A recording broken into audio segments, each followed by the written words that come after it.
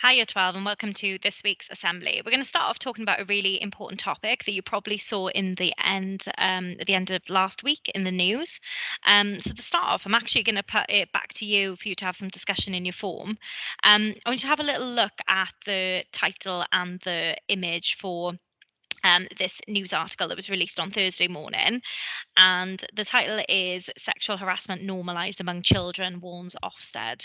And then it's got one of the Ofsted workers there as well, who's representing that quote there. So I want you to have a quick discussion about what led to this Ofsted report. And then I also want you to discuss in your form, what does that term sexual harassment mean? What do you deem that term to mean? How would you define it? So pause the assembly now, and I want you to have a little discussion about that, and then return and press play then when you've talked about it together. Okay, so first of all, we should say then this report that's been published now on Thursday has been conducted by Ofsted, and Ofsted is England's equivalent to our Estin, so they're like their inspectoral team that look into all issues, academic and otherwise, in schools. So they were drafted in to conduct this investigation into what was going on with young people and teenagers and their experience of sexual harassment whilst at being school age, not necessarily in schools and on school grounds, but just when they're at this time in their lives. And then the results of this survey, this investigation, were published then on Thursday in the form of a report. And the results have been quite shocking, really, in how widespread young people's and especially young girls' experiences of sexual harassment are and how regular they are. So, what led to this Ofsted report?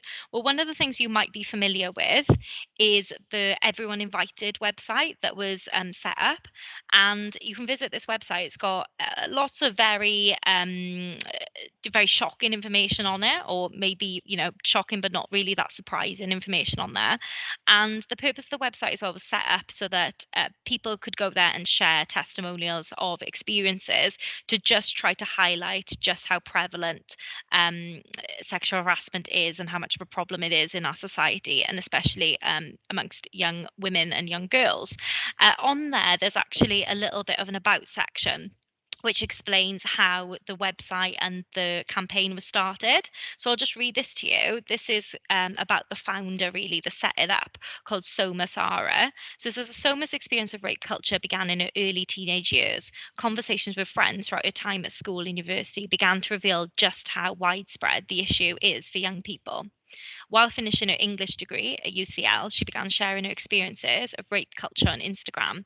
In light of the overwhelming response from those that resonated with her story, Soma founded Everyone's Invited in June 2020. Everyone's Invited is a space created for survivors to share their stories. Since the 8th of March 2021, over 15,000 anonymous testimonies have been submitted and shared on Everyone's Invited, sparking a conversation about rape culture with millions of people. Soma is hopeful that the conversation will help lead to the global exposure and eradication of rape culture. And it was actually this website was one of the things that led to Ofsted conducting their report into sexual harassment of school age people. So it's already actually proving to have been quite useful. Now, the other thing I asked you to think about was obviously that definition of sexual harassment, because there is sometimes a lack of clarity over what exactly that term means. So when you thought of that, this is a kind of wordle that joins together a lot of the things that may kind of spring to mind when you think of the word sexual harassment. You can see some of the larger things on here, words like inappropriate, advances, request, victims, illegal, stress, physical conduct. And then there's lots of other smaller words as well of maybe some things that are less associated with sexual harassment, but is still very kind of core to the underpinning meaning of the term. So, sexual harassment, when we're thinking about the meaning of it, because it's important that we do all think about this, sexual harassment is basically just an unwanted behavior of a sexual nature, which either violates your dignity or makes you feel intimidated or degraded or humiliated or creates a hostile or offensive environment. or obviously all of the above. Now, I took this directly from Citizens Advice, which has got lots of advice on sexual harassment and lots of very useful kind of definitions and examples. It also says on here that you don't need to have previously objected to someone's behaviour for it to be considered unwanted. So if this is repeated behaviour and it hasn't been challenged previously, that doesn't mean then that it's not that it can be condoned in future occurrences. This is all very well and good, but then it's also important to think about kind of examples and how they may look as well. And sometimes people are a little bit unclear about what may qualify as sexual harassment. So, apart from the effects and how we can make somebody feel, then these typical things come under the bracket of sexual harassment. It can include things such as sexual comments or jokes that are made about people that maybe they don't actually find funny themselves. It can be any physical behavior, which is probably the most obvious thing that's considered and acknowledged under the bracket of sexual harassment. So things such as unwelcome sexual advances, touching, and various forms of sexual assault. But it's also things such as sharing or demanding pictures, photos, even drawings of a sexual nature that we know was highlighted in the report is one of the most prevalent issues amongst young people is the unsolicited sending of nude images or inappropriate images that are not wanted by the recipient, or equally demanding and pressure put on young people to send inappropriate pictures of themselves. And it can also be then sending emails, text, social media messages with sexual content. So not just images, but with sexual references that may make the other party feel uncomfortable. Again, this was all taken from Citizens Advice. So it's got some really kind of clear examples and definitions on there that if anybody's uncertain about any of this, then they can clarify anything on there. Now, this is a horrible thing that's happening in our society, but we also can't ignore it and turn away from it. We've got to accept that it is happening and that what we need to do now is try to do something about it. Now, if you yourself ever find yourself victim to any form of sexual harassment, then we would hope that you can talk to somebody about that and share that experience and report it as well if you want to. Now, you obviously can do that with, you can speak to your family and your friends, those that you trust. You can obviously as well speak to us in the sixth form team or a member of staff that you trust about it. But in some circumstances, you might not want to do that for whatever reason, and that's absolutely fine too. And then in that case, there are other agencies that you can contact and speak to who you may be able to just share your experiences to offload it, or you may be able to seek advice as well. So there's a great website. There's lots of advice websites and sources out there actually. But one of the ones that I found when I was researching is one called The Mix. And this is specifically targeted at people under 25. It's not directly just to do with sexual harassment. It's to do with all different kind of issues that may affect under 25-year-olds. But that's certainly one of the things that's talked about on the website that you may want to talk to them about. And there's a helpline that you can ring if you want to speak to somebody over the phone. There's also a one-to-one chat if you feel more comfortable kind of online messaging slash texting somebody about it. There's also a crisis messenger if something really bad has happened and you feel like you need urgent help. But there's also other things on there like discussion boards where you can just share experiences and thoughts and ideas with other users as well. So, if this is something that affects you or something that you're concerned about, then please feel free to talk about it with us. Or if not us, then people you trust. Start a conversation between yourselves if you're not already with your friendship groups so that you know that this is something you can turn to people about if it affects you or if it affects people that you know. And also remember that there are lots of really useful sources and support networks out there that you can turn to as well for additional support. Sexual harassment is a big problem, and we need to make sure that we're doing all that we can to tackle it and to not stand by and just accept it. Okay, moving on then. In terms of the school environment, obviously the big thing that happened also at the end of last week was your centre determined grades being provisionally sent out to you over email, and now the start of the appeals process. So just to remind you, I know Dr. Rowe talked about this in assembly last week, but just to remind you of the process. The provisional centre determined grade reports for GCSEs, AS and A levels was sent out to you last Friday. If you're taking a BTEC qualification or any other qualification assessment that does not come under one of those brackets, then you won't have been sent a result because it's not dealt with in the same way. That result you will receive on results day in August if you completed the qualification, or you won't receive anything at all if you're at the end of year 12 because you don't actually complete that BTEC course until the end of year 13. Now that you've received those provisional centre determined grades, then there's a three-stage appeals process. Now, stage one is kind of happening at the moment. So that's the centre review stage. So that's pre-results day. That's before they become official with WJC. And that involves having 5 working days to be able to request an appeal at a centre level, so just within the school. So if you think that an administrative error may have been made with your grade, or you think there may be some mistake made, then you can ask for that to be clarified and you can seek an appeal internally.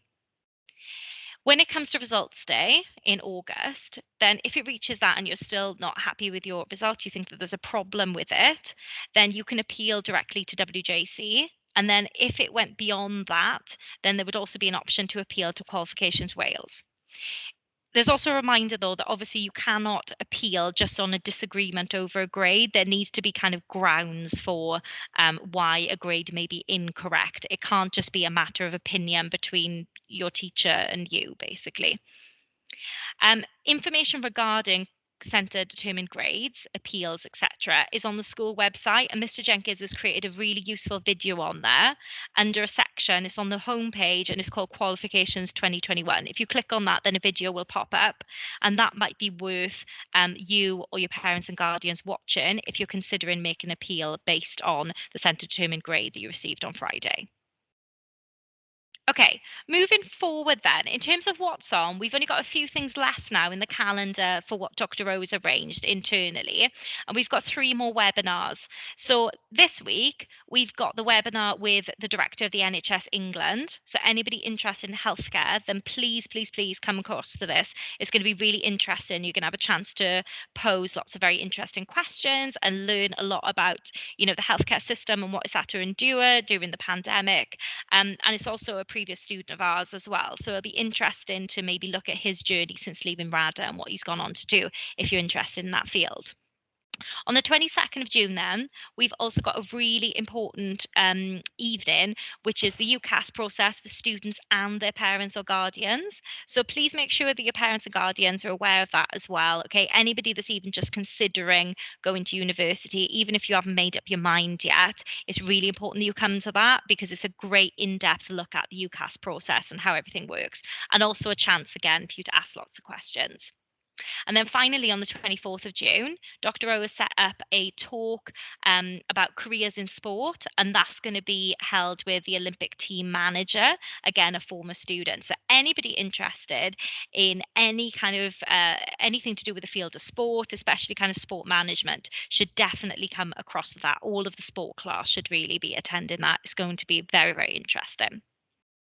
Now, apart from that, there are so many other opportunities going on outside of school as well that are just put on for everybody by various universities and companies.